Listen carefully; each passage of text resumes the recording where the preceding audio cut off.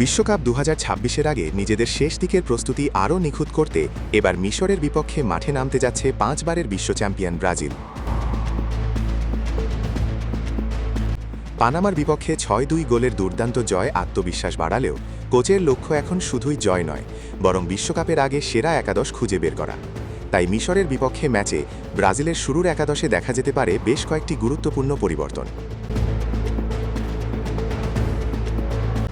মারাকানায় পানামার বিপক্ষে ব্রাজিলের আক্রমণ ভাগ ছিল দুর্দান্ত। ম্যাচের শুরু থেকেই প্রতিপক্ষকে চাপে রেখে একের পর এক আক্রমণ চালায় সেলেসাওরা। তবে সেই ম্যাচে সুযোগ পাওয়া অনেক খেলোয়াড়ের পাশাপাশি এবার ফিরতে পারেন কয়েকজন গুরুত্বপূর্ণ তারকাও। বিশ্বকাপের মূল মঞ্চে নামার আগে দলকে আরও ভারসাম্যপূর্ণ করতে পরীক্ষা নিরীক্ষার পথেই হাঁটতে পারেন কোচ। গোলরক্ষকের অবস্থানে পরিবর্তন আসার সম্ভাবনা প্রবল। পানামার বিপক্ষে দ্বিতীয়ার্ধে খেলেছিলেন এডারসন, তাই মিশরের বিপক্ষে প্রথম একাদশে দেখা যেতে পারে অভিজ্ঞ অ্যালিসন বেকারকে। বিশ্বকাপের আগে তাকে আরও কিছু ম্যাচ খেলার সুযোগ দিতে চাইবেন কোচ। ম্যাচের পরিস্থিতি অনুযায়ী দ্বিতীয়ার্ধে অন্য গোলরক্ষককেও মাঠে নামানো হতে পারে। রক্ষণভাগে ফিরতে পারেন দলের নির্ভরযোগ্য সেন্টার ব্যাক জুটি।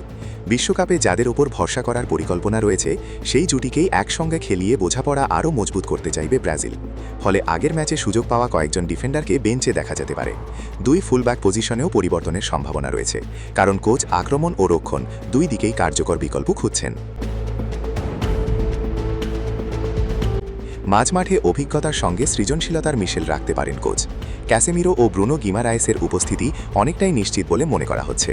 তাদের সঙ্গে আক্রমণ ভাগে সুযোগ সৃষ্টি করার দায়িত্ব পেতে পারেন লুকাস পাকুয়েতা। বিশ্বকাপের আগে মাঝমাঠের সমন্বয় পরীক্ষা করার জন্য এটি হতে পারে গুরুত্বপূর্ণ ম্যাচ। আক্রমণ ভাগেও দেখা যেতে পারে নতুন পরিকল্পনা। পানামার বিপক্ষে দুর্দান্ত পারফরমেন্স করা কিছু খেলোয়াড়কে বিশ্রাম দিয়ে সুযোগ দেওয়া হতে পারে অন্যদের। বাম প্রান্তে গ্যাব্রিয়েল মার্টিনেল্লি ফিরতে পারেন শুরুর একাদশে। ডান দিকে রাফিনিয়াকে তার স্বাভাবিক পজিশনে খেলিয়ে দেখা হতে পারে, যাতে বিশ্বকাপের আগে সেরা আক্রমণাত্মক সমন্বয় খুঁজে পাওয়া যায়। সব মিলিয়ে মিশরের বিপক্ষে ম্যাচটি শুধুমাত্র একটি প্রীতি ম্যাচ নয়, বরং বিশ্বকাপের আগে ব্রাজিলের জন্য নিজেদের শক্তি, দুর্বলতা এবং সেরা কম্বিনেশন যাচাইয়ের গুরুত্বপূর্ণ মঞ্চ। তাই এই ম্যাচে ফলাফলের চেয়ে বেশি গুরুত্ব পাবে খেলোয়াড়দের পারফরমেন্স এবং কোচের কৌশলগত পরিকল্পনা।